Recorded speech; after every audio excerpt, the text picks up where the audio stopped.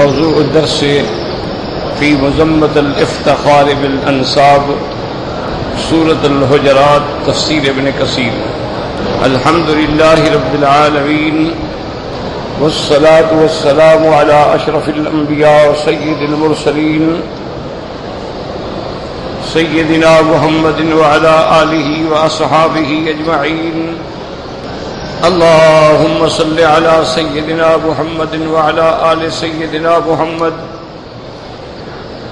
كما صليت على إبراهيم وعلى آل إبراهيم في العالمين إنك حميد مجيد. أعوذ بالله من الشيطان الرجيم. بسم الله الرحمن الرحيم. يا أيها الناس إنا خلقناكم من ذكر وأنثى وجعلناكم شعوبا وقبائل لتعارفوا إن أكرمكم عند الله أتقاكم إن الله عليم خبير. قال المؤلف والمفسر رحمه الله تعالى أدام النفع بعلومه وعلومكم في الدارين آمين إلى أن قال. حديث آخر قال مسلم رحمه الله تعالى حدثنا عمرو الناقد قال حدثنا كثير بن هشام قال حدثنا جعفر بن برقان عن يزيد بن الأصم عن أبي هريرة رضي الله تعالى عنه قال قال رسول الله صلى الله عليه وسلم إن الله لا ينظر إلى صوركم وأموالكم ولكن ينظر إلى قلوبكم وأعمالكم. ورواه ابن ماجه عن أحمد بن سنان عن كثير بن هشام به. اب مفسر رحمت اللہ علیہ اس آیت پر احادیث مبارکہ سے تفسیر نقل فرما رہے ہیں کہ کسی انسان کو اپنے خاندان کی وجہ سے بڑائی اور تکبر کرنا حرام ہے، کیونکہ اللہ تبارک و تعالیٰ کے ہاں عزت کا تعلق تقوی سے ہے، نہ کہ حسب اور نسب سے ہے.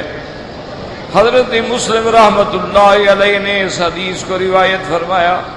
النبی ہریرہ رضی اللہ تعالی عنہ، حضرت ابو ہریرہ فرماتے ہیں قال قال رسول اللہ صلی اللہ علیہ وسلم کہ حضور پاک صلی اللہ علیہ وسلم نے فرمایا ان اللہ لا ينظر الى صورکم واموالکم. اللہ تبارک و تعالیٰ تمہاری شکل یا تمہارے مال کی طرف نہیں دیکھتے ہیں، یعنی شکل اور مال کی کوئی حیثیت نہیں اللہ کی دربار میں. وَلَٰكِن يَنظُرُ إِلَىٰ قُلُوبِكُمْ وَأَعْمَالِكُمْ. اللہ تبارک و تعالیٰ تمہارے دلوں کو دیکھتے ہیں اور تمہارے اعمال کو دیکھتے ہیں. اگر تمہارے دلوں کے اندر نور ایمان ہے، اگر تمہارے دلوں کے اندر تصدیق ایمان ہے، اگر تمہارے دلوں کے اندر اللہ تبارک و تعالیٰ کا خشیت اور تقوی ہے، اور تمہارے اعمال اللہ کے رسول کے حکم کے مطابق ہیں، تو وہ بندہ اللہ تبارک و تعالیٰ کے ہاں پسندیدہ ہے، اللہ تبارک و تعالیٰ کے ہاں اسی کی قیمت ہے. اب آپ دیکھیں کہ ابھی جہل ہے، ابھی لہب ہے، عتبہ عتیبہ شیبہ ربیعہ ولید بن المغیرہ، یہ سارے بڑے بڑے لوگ ہیں قریش کے، لیکن سارے جہنم میں گئے.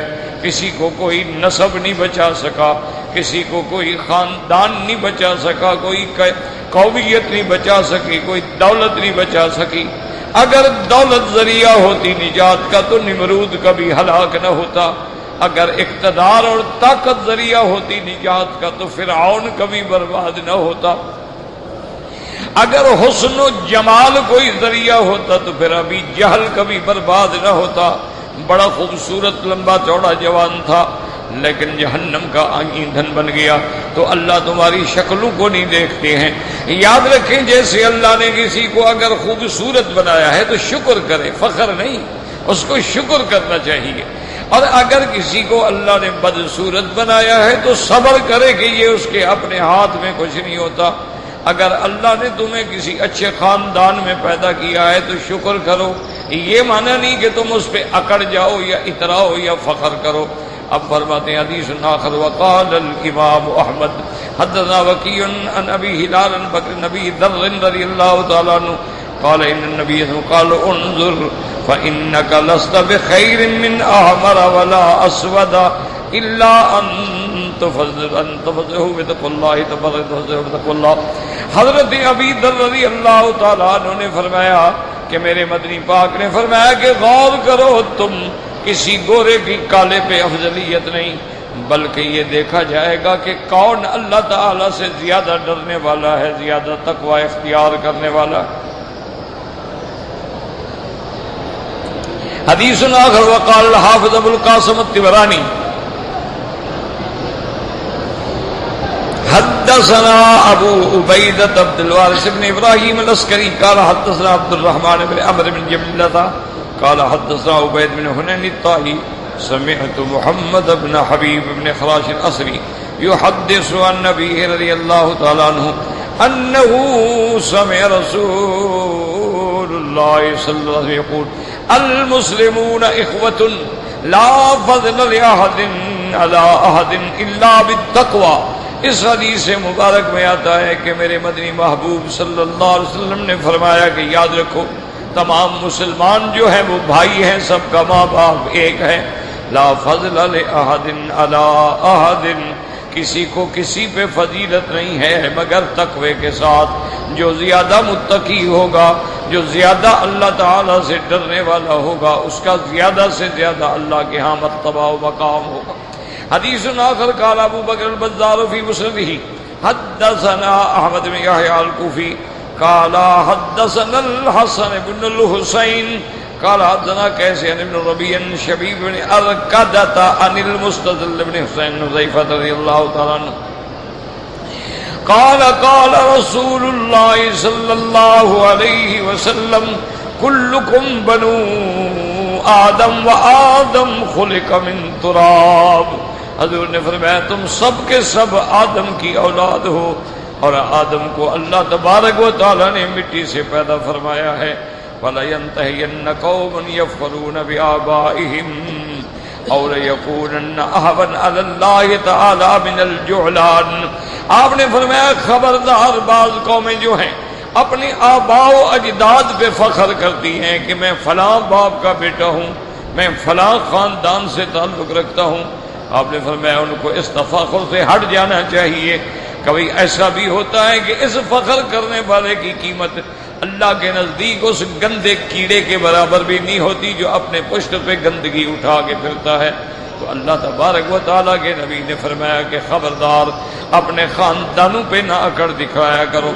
حدثنا حدیث آخر قال ابن ابی حاتم حدثنا الربیع بن سلیمان قال حدثنا عاصم بن موسیٰ قال حدثنا یحییٰ بن زکریا القطان قال حدثنا موسیٰ بن عبید بن عبداللہ بن دینار عن ابن عمر رضی اللہ تعالی عنہما قال طاف رسول اللہ صلی اللہ علیہ وسلم یوم فتح مکہ علی ناقتہ القصواء یستلم الارکان بمحجن فی یدہ فما وجد ابناہ مسجدان نظر علی اید الرجال فخرج بعلابة المسجد فأنيخت ثم إنهم خطبهم على راحلته فحمد الله تعالى وأثنى عليه بما هو له أهل ثم قال يا أيها الناس إن الله تعالى قد أذهب عنكم عبية الجاهلية وتعظمها بآبائها فالناس رجلان رجل بر تقی کریم علی اللہ تعالی ورجل فاجر شقی حین علی اللہ تعالی ان اللہ یقول یا ایھا الناس انا خلقناکم من ذکر و انثى وجعلناکم شعوبا وقبائل لتعارفوا ان اکرمکم عند اللہ اتقاکم ان اللہ علیم خبیر ثم قال صلی اللہ علیہ وسلم اقول قولی ھذا واستغفر اللہ لی ولکم هكذا روى عبد بن عبید بن یاسر حاکم مخزم حسین بدوی. اس ابن ابی حاتم رحمۃ اللہ علیہ نے روایت کی ہے. حضرت ابن عمر رضی اللہ تعالیٰ عنہ فرماتے ہیں کہ میرے مدنی پاک نے مکہ جب فتح ہوا ہے تو آپ نے اپنی اونٹنی قصوہ پہ سوار ہو کے اللہ کے کعبے کا طواف کیا تاکہ لوگ جو ہے وہ طواف کا طریقہ سیکھ لیں, لوگ جو ہے دیکھ لیں کہ حضور میرے مدنی کہاں سے طواف کی ابتدا کرتے ہیں اور کہاں طواف کی انتہا کرتے ہیں. یستلم الارکان بمحجن فی یدہ, حضور کے ہاتھ میں لکڑی تھی, جب آپ حجر اسود پہ آتے تو لکڑی لگا لیتے اور پھر اس کو چوم لیتے. تو مسئلہ یہ ہے کہ اگر ہاتھ لگ جائے, لکڑی لگ جائے تو چومنا جو ہے یہ بھی سنت ہے محمد مصطفیٰ کی صلی اللہ علیہ وسلم. اس کے بعد فرماتی ہیں کہ اب آپ نے اس کو بٹھانا چاہا لیکن اتنا رش تھا کہ کوئی جگہ نہیں تھی, حتیٰ کہ حضور صلی اللہ علیہ وسلم اس کو بطن مسیل میں لے آئے اور اس کو وہیں بٹھا دیا. ثم ان رسول اللہ صلی اللہ علیہ وسلم خطبہم علی راحلتہ, پھر آپ اپنی اونٹنی پہ سوار ہوئے اور اس کے بعد آپ نے خطبہ دیا. فحمد اللہ واثنى علیہ بما هو اہلہ, آپ نے اللہ کی حمد و ثنا بیان کی جیسے اللہ کی شان ہے. حمد و ثنا بیان کرنے کے بعد میرے آقا نے محبوب دو عالم حضرت محمد مصطفیٰ صلی اللہ علیہ وسلم نے فرمایا کہ یا ایھا الناس, اے لوگو, اللہ نے تمہارے اندر وہ جو زمانہ کفر اور جاہلیت کا تکبر تھا اس کو ظاہر کر دیا ہے کہ یہ کافروں کی بات ہے کہ میرا خاندان اور میرا خاندان اور بدرم سلطان بود اور ہم فلاں نسل سے ہیں. اللہ نے اس کو ختم کر دیا ہے. جو تم اپنے باپ دادے کی وجہ سے فخر کرتے تھے, اب اللہ کے ہاں بندے جو ہیں دو قسم ہوں گے, رجل بر تقی کریم علی اللہ, ایک بندہ تو وہ ہوگا جو صالح ہوگا, اللہ سے ڈرنے والا ہوگا, اللہ تبارک و تعالیٰ کے ہاں مکرم ہوگا, پرہیزگار ہوگا, اللہ کے ہاں اس کا مرتبہ ہوگا. اور دوسرا بندہ وہ ہوگا رجل فاجر شقی, ایک بندہ ہوگا بدبخت ہوگا, گناہگار ہوگا, اس کی ڈھیلے کے برابر بھی اللہ کے ہاں کوئی قیمت نہیں ہوگی.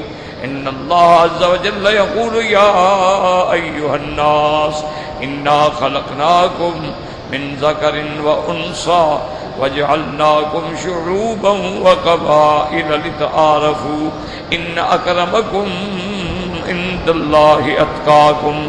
آپ یہ آیات پڑھتے گئے حتیٰ کہ ان اللہ علیم خبیر, اور اس کے بعد حضور نے فرمایا قولوا قولی ھذا واستغفر اللہ لی ولکم. آپ نے یہ آخر میں کلمات فرمائے کہ میں نے جو کہنا تھا کہہ دیا ہے, اب میں اللہ سے معافی مانگتا ہوں اپنے لیے بھی تمہارے لیے بھی. ھذا رواہ عبد بن حمید نبی عاصم الضحاک مخلد موسیٰ بن عبیدۃ بھی.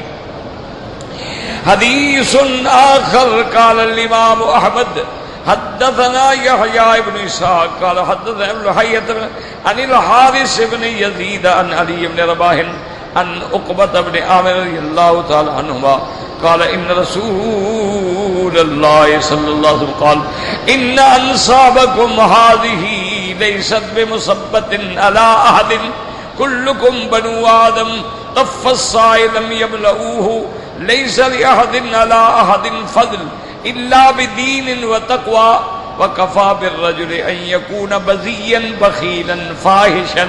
وقد رواه جرير بن يوسف وابن ابن لهيث به لفظه الناس لآدم وحواء طف الصاع لم يملؤه. إن الله لا يسألكم عن أحسابكم ولا عن أنسابكم يوم القيامة إن أكرمكم عند الله أتقاكم وَلَيْسَ هُوَ فِي شَيْءٍ مِّنَ الْكُتُبِ السِّتَّةِ مِنْ هَذَا الْوَجْهِ. اب مفسر رحمۃ اللہ علیہ فرماتے ہیں کہ امام احمد رحمۃ اللہ علیہ نے حضرت عقبۃ بن عامر سے یہ روایت کی ہے کہ میرے مدنی پاک نے فرمایا ان انصابکم ھذہ, اللہ نے جو تمہیں اگر کسی اچھے خاندان میں پیدا کیا ہے تو کسی دوسرے کے لیے یہ گالی نہیں, آر نہیں. تم سب آدم کی اولاد ہو, بالکل ایسے جیسے دو ترازو پورے ہوتے ہیں. کوئی اس کو زیادہ نہیں بھر سکتا ہے. لیس لأحد علی احد، کسی کو کسی پہ فضیلت نہیں، الا بدین وتقوی، فضیلت دین کے ساتھ ہے، فضیلت تقوی کے ساتھ ہے. وکفا بالرجل، اور ایک آدمی کی ذلیل ہونے کے لیے یہ کافی ہے، ان یکون بذیا، بذی کہتے ہیں ایسے گری پڑی باتیں کرنے والا، ان یکون بذیا بخیلا فاحشا، کہ وہ بخیل بھی ہے اور گندی باتیں کرنے والا بھی ہے اور فحش رو بھی ہے، فحش کلام بھی ہے. اس سے بڑا برا آدمی اللہ کے ہاں کیا ہوگا.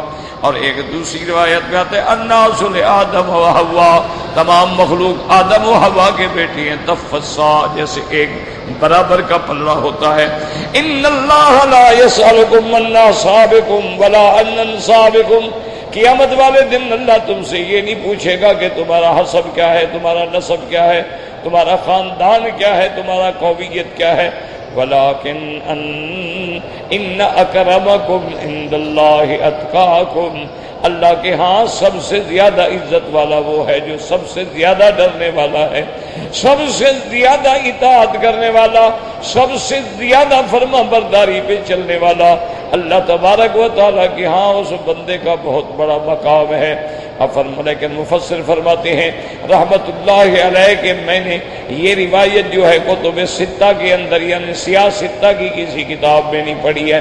حدیث آخر قال الامام احمد حدثنا احمد بن عبد الملک قال حدثنا شریک عن سماک عن عبد الله بن عمرو زوج درة بنت ابي لهب عن درة بنت ابي لهب رضي الله تعالى عنها قالت قام رجل الى النبي صلى الله عليه وسلم وهو على المنبر فقال يا رسول الله صلى الله عليه وسلم اي الناس خير؟ قال خير الناس اقرأهم واتقاهم لله عز وجل وآمرهم بالمعروف ونهاهم عن المنکر واوصلهم للرحم. یہ روایت مبارک جو ہے بی بی درہ سے ہے، بی بی درہ بنت ابی لہب، یہ ابی لہب کی بیٹی ہے لیکن یہ صحابیہ ہے، مسلمان ہو گئی. ابی لہب تو کفر میں مر گیا نا، لیکن بیٹی مسلمان ہو گئی. جیسے ابی جہل جہنمی بن گیا لیکن حضرت اکرمہ رضی اللہ تعالیٰ عنہ بطل من ابطال الاسلام، وہ اسلام کے ایک بہت بڑے بہادر جرنیل تھے. تو بی بی درہ روایت کرتی ہے، درہ بنت ابی لہب حضور صلی اللہ علیہ وسلم سے وہ فرماتی ہیں کہ ایک دن میرے آقا میرے مدنی محبوب دو عالم صلی اللہ علیہ وسلم آپ منبر پہ تھے کہ کسی بندے نے پوچھا ای الناس خیر یا رسول اللہ، سب سے بہتر بندہ کون ہے؟ آپ نے فرمایا خیر الناس اقراہم واتقاہم للہ عز وجل، سب سے بہتر بندہ جو ہے اللہ تعالیٰ کی کتاب کو پڑھنے والا، اللہ تعالیٰ سے ڈرنے والا اور بھلائی کا حکم کرنے والا اور برائی سے منع کرنے والا، وَأَوْصَلُهُمْ لِلرَّحِمِ، اور رشتہ داروں کے ساتھ صلہ رحمی کرنے والا. یہ بندہ اللہ تعالیٰ کو جو ہے بڑا محبوب ہے کہ خود بھی متقی ہے اور لوگوں کو بھی امر بالمعروف کرتا ہے، نہی عن المنکر کرتا ہے اور خیر کے کام کرتا ہے، صلہ رحمی کرتا ہے. یہ بندہ اللہ تعالیٰ کے ہاں بہت بڑی عزت اور بہت بڑی شان والا ہے. اسی لیے ہمیشہ یاد رکھیں، کل بات ہو رہی تھی کہ تقویٰ کس کو کہتے ہیں، کہ ساری قرآن پاک میں اللہ نے ہمیں کئی مقام پہ حکم دیا ہے کہ اللہ سے ڈرو، اللہ سے ڈرو. یا ایھا الذین آمنوا اتقوا اللہ حق تقاتہ، ایمان والو اللہ سے ڈرو جیسے اس کی شان کے مطابق ڈرنا ہے. کہیں فرماتی ہے یا ایھا الذین آمنوا اتقوا اللہ وقولوا قولا سدیدا، کہ اے ایمان والو اللہ سے ڈرو اور سچی بات کرو. کہیں اللہ فرماتے ہیں یا ایھا الذین آمنوا اتقوا اللہ ولتنظر نفس ما قدمت لغد واتقوا اللہ، کہ دیکھو تم نے آنے والے دن کے لیے کیا تیار کیا ہے، اللہ سے ڈرو. تو ہر مقام پہ ہے کہ اتقوا اللہ اتقوا اللہ اتقوا اللہ. اور اسی طرح قرآن کہتا ہے ان اکرمکم عند اللہ اتقاکم، اللہ کے ہاں سب سے زیادہ شان والا، جو سب سے زیادہ ڈرنے والا. تو اس لیے سمجھیں کہ تقوی کا معنی کیا. سب سے پہلے تو تقوی کا معنی ہے شرک سے بچنا. یاد رکھو، سب سے پہلا مقام جو ہے وہ یہ ہے الاتقاء عن الشرک، شرک سے بچ جائے تو یہ بھی الحمدللہ متقین میں داخل ہو گیا. اب اس کے بعد پھر درجات ہیں کہ شرک سے بچ گیا اور کبائر گناہوں سے بھی بچ گیا. جو بڑے بڑے گناہ ہیں، کبائر گناہ ہیں، سب الموبقات ہیں، 7 بڑے گناہ جو بندے کو ہلاک کر دیتے ہیں، جن میں حضور پاک نے فرمایا کہ کسی بندے کا قتل ہے، قذف المحصنات ہے، زنا ہے، یہ سارے بڑے گناہ ہیں جو بندوں کو ہلاک کر دیتے ہیں. ان سے بھی بچنے والا ہے. تو اب اس کا درجہ ذرا اونچا ہو گیا کہ اللہ کی توحید پہ عمل کرنے والا، شرک سے بچنے والا اور گناہ کبیرہ سے بھی بچنے والا. ایک درجہ پھر اس کے بھی بعد ہے، وہ یہ ہے کہ شرک سے بھی بچنے والا، کبیرہ سے بھی بچنے والا، صغیرہ گناہوں سے بھی بچنے والا، چھوٹے گناہوں سے بھی بچتا ہے.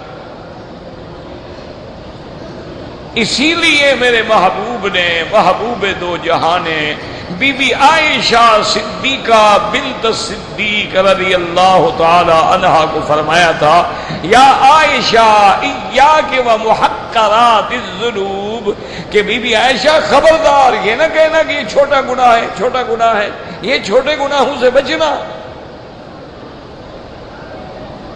بندے کے دماغ میں ہوتا ہے یار ہنسی مذاق کر رہے ہیں، وہ یار کوئی بڑا گناہ تو نہیں نا، چھوٹا گناہ ہے نا. یار میں نے کسی عورت پہ نظر پڑ گئی، چھوٹا گناہ ہے، کوئی کبیرہ تو نہیں ہے نا. تو حضور فرما رہے ہیں یا کہ خبردار چھوٹے گناہوں سے بچنا، کیونکہ جب آگ جلائی جاتی ہے تو چھوٹی لکڑیوں کو پہلے آگ لگاتے ہیں، پھر بڑی لکڑی کو آگ پکڑتی ہے. اور یہی چھوٹے چھوٹے گناہ جو ہیں یہ پھر چھوٹے نہیں رہتے، یہ بڑے ہو جاتے. اسی لیے علماء، فقہاء، محدثین کا یہ قاعدہ ہے، اصول ہے، کلیہ ہے کہ لا صغیرۃ مع الاصرار ولا کبیرۃ مع الاستغفار، کہ کوئی صغیرہ بار بار کرنے سے صغیرہ نہیں رہتا، پھر وہ کبیرہ گناہ ہو جاتا. اب دیکھیں مثلا سگریٹ پیتا ہے، صغیرہ گناہ ہے، داڑھی مڈائی صغیرہ گناہ ہے، لیکن جب بار بار پیے گا، بار بار مڈائے گا تو یہی اب گناہ کبیرہ ہو جائے گا، اب صغیرہ نہیں رہے گا.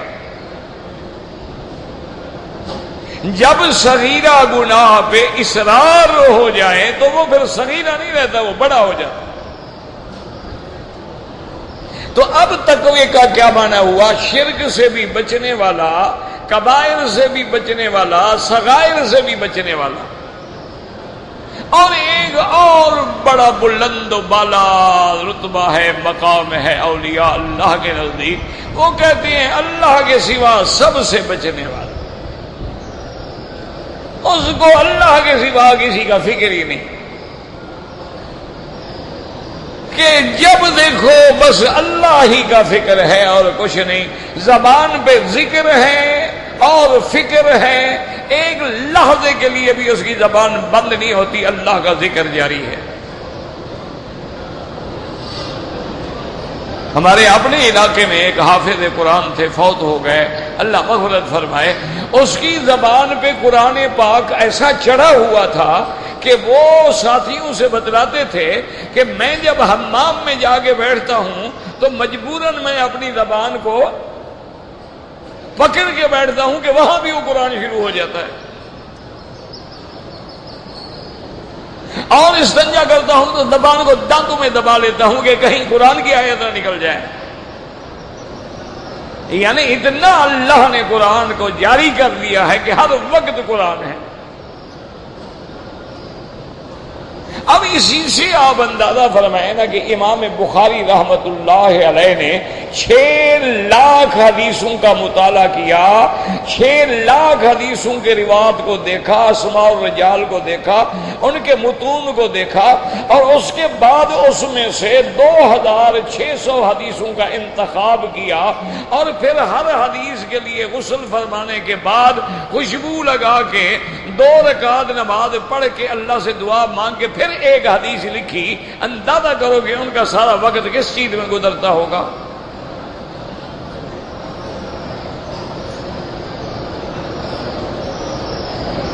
بعض علماء نے 300 جلد کی کتابیں لکھی ہیں۔ کتنے اوقات میں لکھی ہوں گی؟ تم تو پڑھ بھی نہیں سکتے ہو نا۔ انہوں نے کتابیں لکھی، جمع کیا، تصحیح کی، اس کے بعد ٹھیک کیا، پھر اس کو جمع کر کے کتابی شکل دی۔ 300 مجلد۔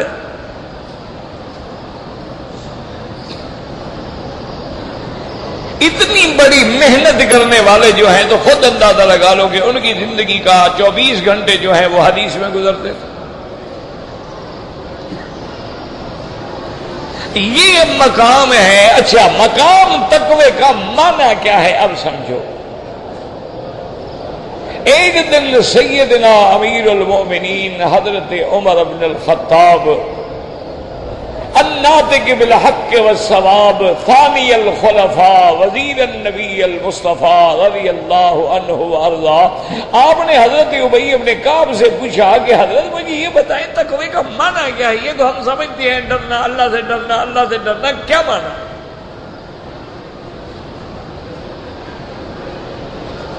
انہوں نے پوچھا، انہوں نے فرمایا عمر ایک بات بتاؤ، تمہارا کبھی ایسا اتفاق ہوا ہے کہ کسی ایسے رستے پہ تم پھنس گئے کہ سارا کیچڑ ہے اور دلدل ہے اور کانٹے ہیں اور ساری گندگی ہے، درمیان میں صرف ایک پاؤں رکھنے کی جگہ ہے اور آگے جا کے پھسلن ہے، بڑا خوف ہے، اگر ایسے خطرناک گھاٹی اور رستے پہ آ جاؤ تو تم کیا کرتے ہو؟ کہ بھی ہر طرف پھسلن ہے، دلدل ہے، پاؤں ادھر گیا تو گیا، ادھر گیا تو گیا، پھر کانٹے ہیں، ہلاکت ہے، تو اس مقام پہ اگر وہ رستہ گزرنا ہو تو کیا کرو گے؟ تو حضرت عمر نے فرمایا کہ اس وقت آگے پھر میں اپنے کپڑے کس لوں گا اور اپنی چادر کو اچھی طرح باندھ کے اونچا کر لوں گا اور نظر راستے پہ ٹکا کے سوچ سوچ کے قدم رکھ کے گزروں گا۔ اور فرمایا یہی تقویٰ ہے، اور میں اسی کا نام تقویٰ ہے کہ ادھر دنیا ہے، دولت ہے، عورت ہے، عیش ہے، شیطانی تخیلات ہیں، طاغوتی حرکتیں ہیں، فتنے ہیں جو بندے کو ہلاک کرنے کے لیے منہ کھولے ہوئے، جبڑے کھولے ہوئے کھڑے ہیں، اور بندہ ان سب سے بچ کے صراط مستقیم پہ چلا جا رہا ہے، راستے پہ نظر ہے، نہ ادھر دیکھتا ہے نہ ادھر دیکھتا ہے کہ بس اللہ مجھے منزل مقصود کے کسی طرح پہنچا دے۔ یہی معنی ہے تقوی۔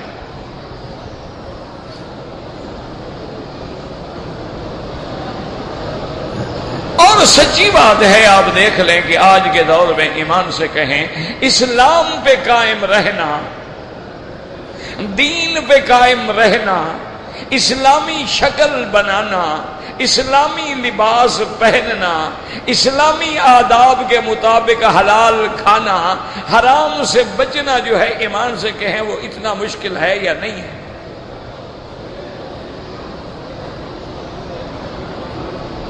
تو اسی کا معنی ہے تقویٰ۔ اور پھر جو آدمی اللہ سے ڈرنے والا ہو اس کو کہاں موقع ملتا ہے کہ پھر وہ فخر کرتا پھرے کہ جناب میں قریشی ہوں اور میں سید ہوں اور میں خان ہوں اور یہ ہاری ہے اور یہ کمی کمین ہے، یہ لوہار ہے، یہ موچی ہے، یہ پاولی ہے۔ اس کو ان باتوں کا موقع کب ملتا ہے؟ اسی لیے سیدنا علی رضی اللہ تعالی عنہ یاد رکھیں کہ سب سے بڑے خطیب جو عالم میں گزرے ہیں، یعنی تاریخ انسانیت میں سب سے بڑے خطیب جو ہیں وہ حضرت محمد الرسول اللہ صلی اللہ علیہ وسلم، اور حضور کے بعد سیدنا ابی بکر ہیں،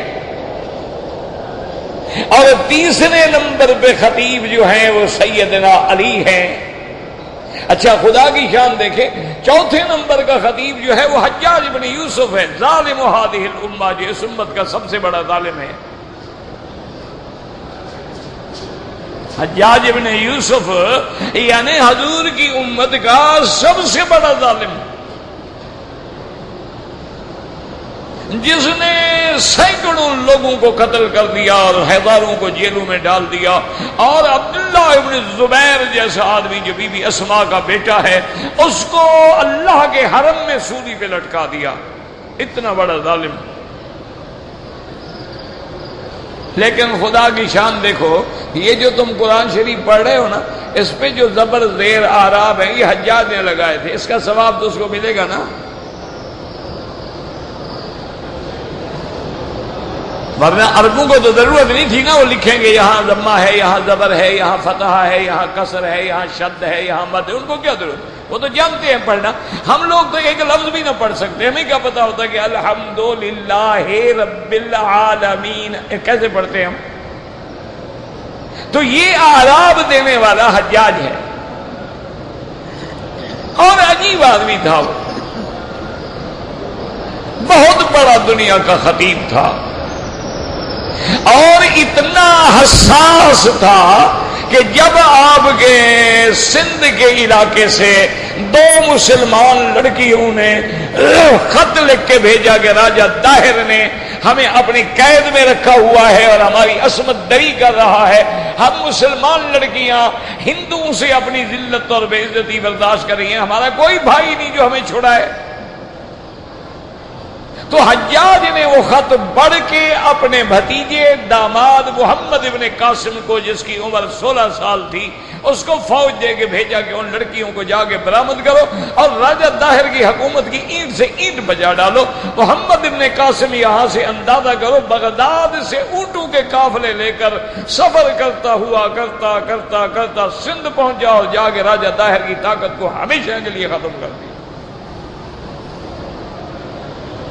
ہوائی جہاز تو نہیں تھے نا کہ نہ اڑ کے پہنچ جاتا، یعنی کہاں بیٹھا ہے اور کفر کے مقابلے پہ نکل پڑا ہے۔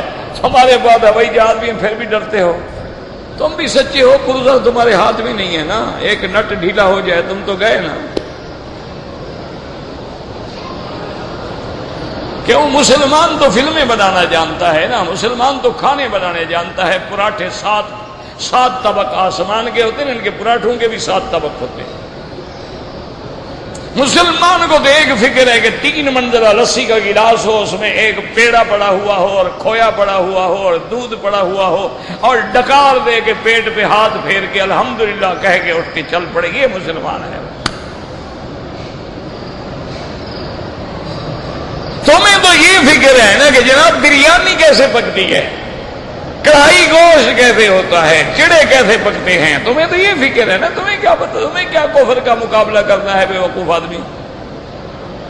کہتے ہیں جی کافروں سے لڑو، پیپسی ان کی پیتے ہو، برگر ان کا کھاتے ہو، پیزا ان کا کھاتے ہو، میکڈونلڈ ان کا کھاتے ہو، کنٹاکی ان کی کھاتے ہو، کپڑا ان کا پہنتے ہو، کافروں سے لڑو گے، شرم کرو۔ لڑنا ہے تو پہلے اپنے اندر کچھ جوہر تو پیدا کرو نا، تم تو ذرے ذرے میں محتاج ہو کفر کے۔ یہ جو تفسیر ابن کثیر لکھی ہوئی ہے، ایمان سے کہو یہ کاغذ تم نے بنایا ہے، یہ پرنٹنگ پریس تم نے بنائی ہے، یہ آج کل جو سارا انٹرنیٹ پہ آ رہا ہے سافٹ ویئر ہے جی، یہ ہارڈ ویئر ہے جی، یہ فلاں بلا ہے، تم نے بنایا۔ تمہارے پاس تو پیسے آ جائیں، مسلمان کے پاس پیسہ آ جائے نا، یا کچا گوشت کھائے گا یا پکا گوشت کھائے گا، یا شام کو کڑھائی چلے گی یا کسی کی لڑکی اٹھا کے اغوا کر دے گا، وہ اس کو قتل کرے گا، وہ اس کو قتل کرے گا، ساری جائیداد اسی میں تباہ ہو جائے۔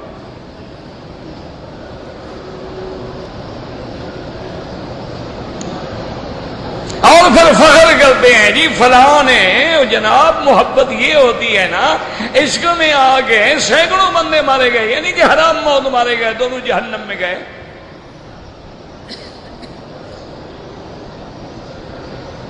تو اس لیے آپ یاد رکھیں کہ سیدنا علی چوتھے نمبر کے تیسرے نمبر کے خطیب ہیں، جن کی کتاب حجت اللہ ہے، البالغہ ہے، اس میں خطبات سیدنا علی ہیں رضی اللہ تعالی عنہ۔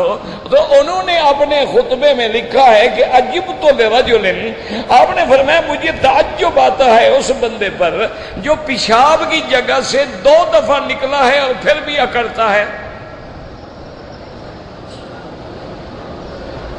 حضرت علی کی بات ہے نا، حضرت علی کوئی چھوٹا آدمی تو نہیں تھا نا، اسد اللہ الغالب علی ابن ابی طالب، داماد نبی مصطفیٰ، زوجہ فاطمہ الزہرا، ابو الحسن والحسین و ام کلثوم رضی اللہ عنہ۔ آپ نے فرمایا تھا عجبت من رجل، مجھے اس بندے سے تعجب آتا ہے جو پیشاب کی جگہ سے 2 دفعہ نکلے ہیں حضرت، اور پھر اکڑتے ہیں کہ میں خان اور میں فلان، اور جناب اپنے سائے کو دیکھ کے چلتا ہے اور کپڑے کی کریز کا فکر کرتا ہے اور ٹوپیاں بناتا ہے اور اکڑ اکڑ کے چلتا ہے۔ پر میں غور تو کرو جناب، آپ تو 2 دفعہ پیشاب کی جگہ سے نکلے ہیں۔ کیا مطلب کہ جب انسان میاں بیوی ملتے ہیں اور نطفہ ٹھہرتا ہے رحم عورت میں، تو وہ مادہ منویہ جو ہے کہاں سے نکلتا ہے؟ مرد کی پیشاب کی جگہ سے نکلتا ہے کہ نہیں نکلتا؟ عورت کی بھی پیشاب کی جگہ سے نکلتا ہے، پھر جا کے رحم میں ٹھہرتا ہے۔ تو ایک دفعہ تو آپ وہ پیشاب سے نکلے، اور جب آپ کے پیدا ہونے کا ماشاءاللہ وقت آئے گا، جب آپ ماں کے پیٹ سے نکلیں گے تو کیا ماں کے منہ سے آتے ہیں، ناک سے آتے ہیں، پیشاب کی جگہ سے آتے ہیں؟ تو آپ نے فرمایا 2 دفعہ تو تم پیشاب کی جگہ سے نکلے ہو اور پھر اکڑتے ہو۔ اسی طرح آپ نے ایک اور خطبے میں فرمایا کہ عجبت لرجل، مجھے تعجب آتا ہے اس بندے پر جو دن میں کم از کم 1 بار اپنے پیشاب پخانے پہ بیٹھتا ہے اور حمام سے نکل کے اکڑتا ہے۔ ابھی تو تم گندگی پہ بیٹھ کے آ رہے ہو۔ اللہ نے نظام ایسا بنا دیا ہے، پیشاب نہ نکلے تو تڑپ رہے ہو، ہوا نہ نکلے تو تڑپ رہے ہو، اور نکل جائے تو خوش ہو کے پارٹی پہ اور کموڈ پہ بیٹھے ہوئے ہو، اپنی گندگی اپنے ہاتھ سے دھو رہے ہو، باہر آ کے کرتے ہو کہ میں جناب خان ہوں۔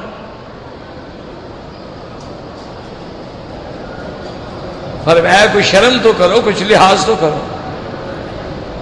اسی طرح حضرت علی رضی اللہ تعالیٰ عنہ نے فرمایا کہ مجھے حیرت ہوتی ہے اس بندے پہ کہ جس کی سب سے اعلیٰ غذا جو ہے وہ کیڑے کی گندگی ہے، جس کا سب سے اعلیٰ لباس جو ہے وہ کیڑے کی گندگی ہے۔ تو لوگ حیران ہو گئے، انہوں نے فرمایا سب سے اعلیٰ غذا تو شہد ہے نا، جسے آپ شہد کہتے ہیں، اصل کہتے ہیں، نحل کہتے ہیں، ماکھی کہتے ہیں، کیا ہے؟ ایک مکھی سے پیدا ہوتا ہے، اس کا فضلہ ہے، اور کیا ہے؟ سب سے اعلیٰ جو کپڑا ہے وہ ریشم ہے۔ ریشم کیا ہوتا ہے؟ وہ بھی تو ایک کیڑے کی گندگی ہے، اسی سے نکلتا ہے، اسی سے ریشم بنتا ہے۔ پر میں تمہارا اعلیٰ لباس یہ ہے، تمہاری اعلی غذا یہ ہے، اور پھر اکڑتے ہو کہ انا ابن فلان ابن فلان، میں فلان ابن فلان کا بیٹا ہوں۔ تو اس لیے یاد رکھیں کہ اللہ کے ہاں سب سے عزت والا وہ ہے جو اللہ سے زیادہ ڈرنے والا ہے۔ اور دلیل کیا ہے ڈرنے والے کی؟ یہ دلیل نہیں ہوتی کہ یا اللہ ہم آپ سے بہت ڈرتے ہیں، یا اللہ ہم آپ سے بڑا ڈرتے ہیں، سارا دن جھوٹ بولتے ہیں، یا اللہ ہم آپ سے بڑا ڈرتے ہیں، سارا دن داڑھی مڈاتے ہیں، یا اللہ ہم آپ سے بڑا ڈرتے ہیں، حرام کھاتے ہیں، یا اللہ ہم آپ سے بڑا ڈرتے ہیں، کاروبار سود کا کرتے ہیں، یا اللہ ہم آپ سے بڑا ڈرتے ہیں، یتیموں کا مال ہضم کر جاتے ہیں، یا اللہ ہم آپ سے بڑا ڈرتے ہیں، بیٹیوں کا حق کھا جاتے۔ یہ ڈرنا ہے؟ یہ تو اللہ سے تم مذاق کر رہے ہو، اللہ کے غضب کو چیلنج کر رہے ہو۔ ڈرنے کا معنی یہ ہوتا ہے کہ تمہارے بدن پہ، تمہارے شکل پہ، تمہارے لباس میں وہ اللہ کا ڈر ظاہر ہو کہ تھکا ہوا ہے لیکن اذان کا وقت ہے، تڑپ کے اٹھ گیا، بھائی نماز کا وقت ہو، میری نماز قضا نہ ہو جائے، میری جماعت نہ چلی جائے۔ کوئی آدمی چیز ہو گیا تھا، بھائی یہ کیا ہے؟ انہوں نے کہا جی میں تو باہر کے ملک والے یار پتہ نہیں حرام ہو میں نہیں کھاتا. کیوں؟ اللہ سے ڈر رہا. کسی نے پوچھا کہ انہوں نے کہا یار میں نہیں جانتا میں نہیں کہتا پتہ نہیں جھوٹ ہو جائے میں جب جانتا نہیں بات کیسے کروں. اس لیے ابو مفسر رحمۃ اللہ علیہ فرماتے ہیں کہ ایک اور حدیث مبارک ہے. اس کے بعد فرماتے ہیں حدیث آخر قال الامام احمد حدثنا حسن قال حدثنا ابن حیۃ قال حدثنا ابو الاسود القاسم محمد عائشہ ان عائشہ رضی اللہ تعالی عنہا قال ما اعجب رسول اللہ شیء من الدنیا ولا اعجب احد قط الا ذو تقی. آپ کو بی بی عائشہ فرماتی ہے کہ حضور پاک کو دنیا میں کوئی چیز پسند نہیں تھی اور نہ کوئی بندہ پسند تھا مگر وہ بندہ جو اللہ سے زیادہ ڈرنے والا ہو. وقولہ تعالی ان اللہ علیم خبیر علیم بکم خبیر بامورکم. اللہ تمہیں جانتے ہیں تمہارے اعمال کو جانتے ہیں تمہارے احوال کو جانتے ہیں. ویہدی من یشاء ویضل من یشاء. جس کو چاہیں ہدایت دیں جس کو چاہیں گمراہ کریں. یرحم من یشاء ویعذب من یشاء. جس کو چاہیں اس پہ رحم فرما دیں اور جس کو چاہیں اس پہ عذاب کر دیں. وَيَفَضِّلُ مَن يَشَاءُ عَلَىٰ مَن يَشَاءُ. جس کو چاہیں کسی پہ فضیلت عطا فرمائیں. وَهُوَ الْحَكِيمُ الْعَلِيمُ الْخَبِيرُ. چونکہ وہ علم والے ہیں وہ حکمت والے ہیں وہ جاننے والے ہیں. فِي ذَلِكَ كُلِّهِ وَقَدْ اسْتَدَلَّ بِهَذِهِ الْآيَةِ الْكَرِيمَةِ وَهَذِهِ الْأَحَادِيثِ الشَّرِيفَةِ مَنْ ذَهَبَ مِنَ الْعُلَمَاءِ ان الكفاءة بالنكاح لا تشترط ولا يشترط سوى الدين لقوله تعالى ان اكرمكم عند الله اتقاكم. وذهب الاخرون الى ادله اخرى مذكوره في كتب الفقه وقد ذكرنا طرفا من ذلك في كتاب الاحكام ولله الحمد والمنه. اب مفسر رحمۃ اللہ علیہ فرماتے ہیں اس لیے بعض علماء کہتے ہیں کہ نکاح کے اندر کفر کا ہونا جو ہے وہ ضروری نہیں ہے بس اتنا کافی ہے کہ دونوں مسلمان ہوں. لیکن بعض علماء فرماتے ہیں کہ اصل شرط اسلام ہے لیکن اگر ان کے احوال بھی برابر ہوں تو وہ زیادہ مناسب ہے. اب مفسر فرماتے ہیں میں نے کتاب الاحکام میں بڑا مفصل لکھ دیا ہے. وقد روى الطبراني عبد الرحمن بن سمرة من بني هاشم يقول انا اولى الناس رسول الله وقال غير انا اولى به منك ولي منه نسبة. ایک آدمی کو سنا انہوں نے کہا میں حضور کے زیادہ قریب ہوں. اس نے کہا میں حضور کے زیادہ قریب ہوں لیکن یاد رکھو حضور کے زیادہ قریب وہ ہوں گے جو سب سے زیادہ اللہ سے ڈرنے والے ہوں گے. اللہم انا نسألک الہدی والتقی والعفاف والغنی.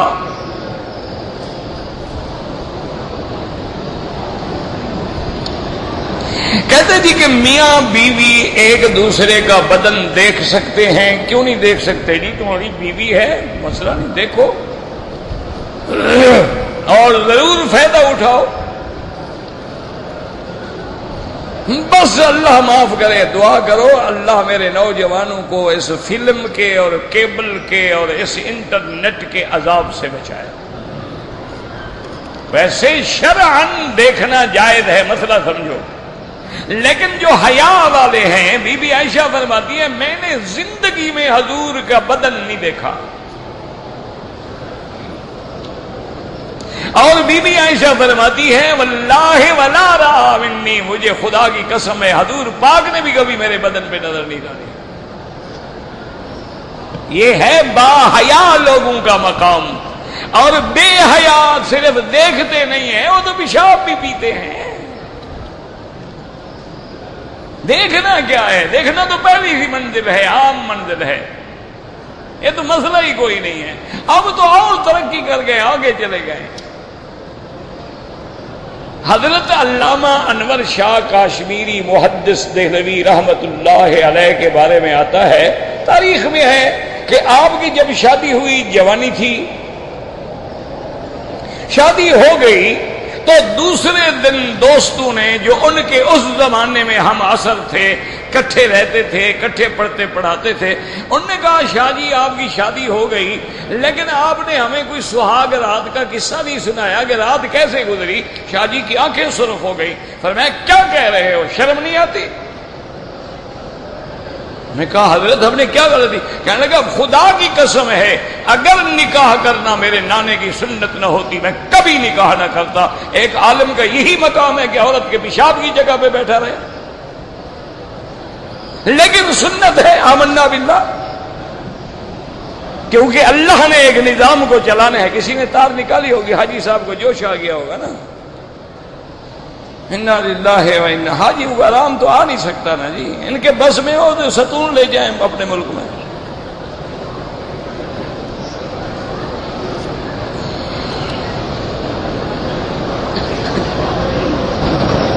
اگر کسی عورت کو ایام حیض جو ہیں 7 دن کے بجائے 3 دن، بھئی یہ عادت ہے، بعض عورتوں کی عادت 3 دن ہے، بعض کی 4 ہے، 5 ہے، 6 ہے، 7 ہے، 8 ہے، 10 ہے، یہ تو عادت پہ ہے۔ جیسے اس کی ہمیشہ عادت ہے، اس کے بعد اگر اس کا خون اچھی طرح بند ہو گیا ہے اور اس نے کپاس اپنے بدن میں رکھ کے تسلی کر لی ہے، غسل کرے، نماز پڑھے۔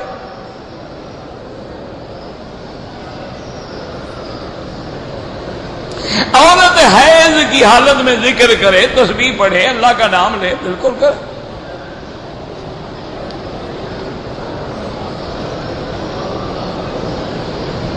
ایک آدمی جیزان سے آیا ہے، بیمار تھا اور نیت عمرے کی بھی نہیں تھی۔ بہرحال میرے دوست امام ابو حنیفہ رحمت اللہ علیہ کے نزدیک جب ٹھیک ہو جاؤ تو میقات سے عمرہ قضا کرو، نہیں کرو گے تو دم پڑ جائے گی۔ لیکن امام احمد ابن حنبل رحمت اللہ علیہ فرماتے ہیں کہ چونکہ عمرے کی نیت نہیں تھی لہذا دم نہیں پڑے گی۔ وہ یہ نہیں کہتے کہ عمرے نہ کیا کرو، وہ کہتے ہیں دم سے بچ جائے گا، گناہ سے بچ جائے گا، جرمانے سے بچ جائے گا، ورنہ وہ بھی یہی کہتے ہیں کہ عمرہ کرنا ضروری ہے میقات سے۔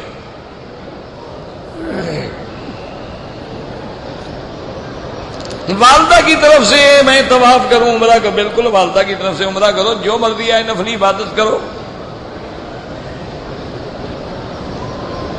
اگر ایک آدمی نے طواف ختم کر لیا لیکن سورج عین طلوع ہو رہا ہے، دوسرا کر لو یا بیٹھ جاؤ، جب سورج طلوع ہو جائے اچھی طرح اوپر آ جائے پھر 2 رکعت پڑھ لو۔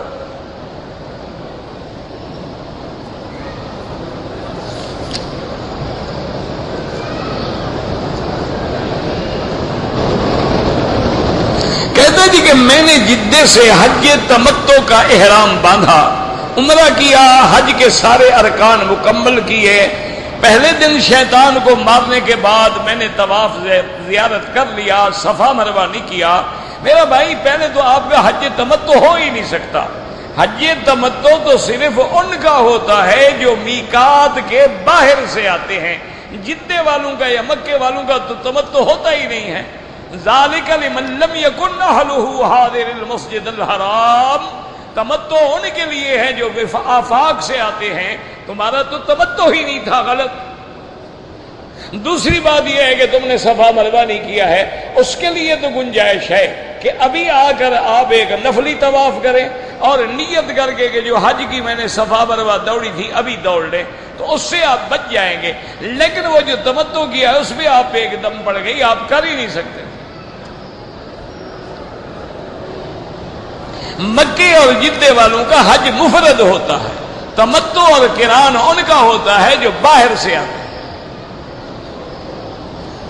تو حج اشہد ان لا الہ الا اللہ، یعنی نفی کرے غیر اللہ کی اور اللہ کا اس بات کرے۔ آب زمزم بالکل بیٹھ کے پینا چاہیے، ہر پانی بیٹھ کے پیئے۔ یہ تو جاہلوں کا مسئلہ ہے کہ زمزم آئے تو کھڑے ہو جاؤ، یہ تو جاہل لوگوں کا پروگرام ہے۔ اللہ کے نبی نے کھڑے ہو کے زمزم پیا ہے، مجبوری تھی، وہاں بیٹھنے کی جگہ نہیں تھی، اور اس لیے علماء فرماتے ہیں کہ اگر زمزم کھڑے ہو کر پی لے گا تو گناہ نہیں ہوگا۔ یہ مانا نہیں کہ جب زمزم آئے تو کھڑے ہو جاؤ اور زمزم کے لیے، کہ ہماری تو عادت ہے نا، پیر آئے تو کھڑے ہو جاؤ، تازیہ آئے تو کھڑے ہو جاؤ، زمزم آئے تو کھڑے، دلدل آئے تو کھڑے ہو جاؤ۔ قوم ہے نا ہماری جناب، انہوں نے سارے مسئلے اپنے بنائے ہوئے ہیں۔ دلدل شریف آ رہا ہے، کیا ہے جی؟ اور جی حضرت حسین کا گھوڑا، جو حسین کو شہید کرا کے وہاں سے بھاگ آیا ہمارے پاس، اس کو ڈنڈے مارنے چاہیے کہ اس کا استقبال کرنا چاہیے؟ اچھا گھوڑا ہے، حضرت حسین کو کربلا میں گرا کے ادھر آ گیا۔ اچھا اب کتنے گھوڑے تھے جب ہر ملک میں نکالو گے؟ تو صاف ظاہر ہے نا کہ ڈرامہ بنا رہے ہو۔ تو دین ڈرامے کا نام تو نہیں ہوتا۔ یہی وجہ ہے نا کہ ضد آ گئی. انہوں نے کہا ہم حضرت حسین کا تعزیہ نکالیں گے, انہوں نے کہا ہم مدنی مصطفیٰ کا میلاد کا جلوس نکالیں گے. چلو کرو مقابلہ. نہ وہ دین ہے نہ وہ دین ہے, وہ بھی بدعت ہے وہ بھی بدعت ہے, وہ بھی منکر ہے وہ بھی منکر. یہ تو ضد ہے مولویوں کی. نماز کے دوران میں مل کے کھڑے ہوں, صفوں کے درمیان میں زیادہ فاصلہ نہ ہو. اگر فاصلہ زیادہ ہو لیکن اگلی صف نظر آ رہی ہے, نماز تو ہو جائے گی لیکن فضیلت تو نہیں ملے گی. فضیلت ہے کہ قریب کھڑے ہوں. میری والدہ بیمار ہیں, اللہ ہر بیمار کو شفا دے. حضرت ذوالفقار گجرات میں تفسیر جلالین پڑھاتے تھے, فوت ہو, اللہ مغفرت فرمائے ان کی. اللہم اغفرہ ورحمہ وتجاوز عنہ, اللہم اغفرہ ورحمہ وتجاوز عنہ, اللہم ادخلہ فی الفردوس الاعلی, اللہم اغفر لجمیع المسلمین والمسلمات والمؤمنین والمؤمنات الاحیاء منہم والاموات. کہتے جی کہ بعض نیک لوگ ہمیں وظیفے بتاتے ہیں لیکن قرآن اور حدیث سے بالکل ٹھیک ہے. تو حضور نے خود بتلائے ہیں کہ بھئی اگر تکلیف ہو تو ہاتھ رکھ لو اور پڑھو بسم اللہ اعوذ بعزت اللہ و قدرتہ من شر ما اجد و احاذر. اسی طرح حضور نے خود فرمایا بسم اللہ ارقیک اللہ یشفیک عن کل داء یؤذیک. حضور نے خود سکھلایا اعوذ بکلمات اللہ التامات من شر ما خلق, اعوذ بکلمات اللہ التامات من شر غضبہ و عقابہ و عبادہ و من همزات الشیاطین و ان یحضرون. یہ تو قرآن حدیث ہے, کیوں نہ مانا یہ ہے وہ جاہلوں والے انتر منتر نہ پڑھے کرو.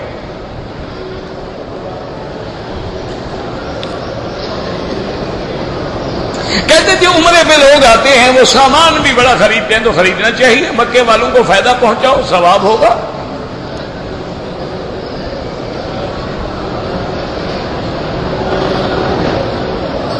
طواف کے دوران لوگ موبائل پہ باتیں کرتے رہتے ہیں. طواف تو ہو جائے گا لیکن وہ فضیلت تو نہیں ملے گی نا جو صحیح سنت طواف ہے.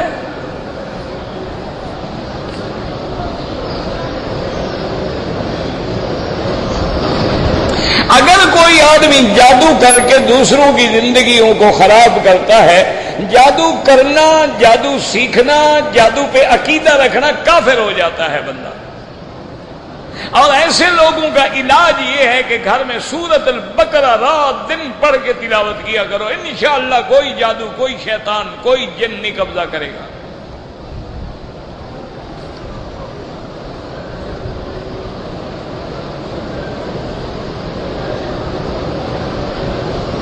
میرے والد جائیداد کچھ حصہ بیچ کر کسی دوسرے بیٹے کو دے دیتے ہیں. سب کو برابر دینا چاہیے, اگر برابر نہیں دے گا تو ظلم ہوگا اور قیامت میں پکڑا جائے گا.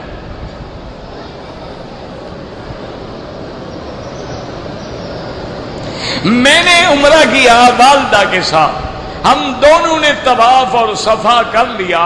میں نے اپنے بال نہیں کٹائے تھے, والدہ کے بال کاٹ دیے, کوئی حرج نہیں.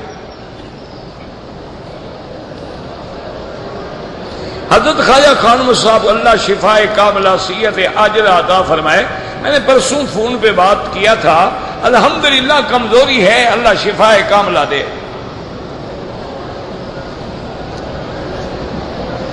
ابھی تک آپ کو پتہ نہیں لگا کہ شرک کیا ہے, تو اس کے لیے پھر انشاءاللہ 2-4 دن بیٹھا کرو درس میں. ایک دن میں کتنے عمرے کر سکتے ہیں؟ جتنا ٹانگوں میں دم ہو. نفلی عبادت ہے, تمہاری مرضی, کرو کرو, نہ کرو نہ کرو.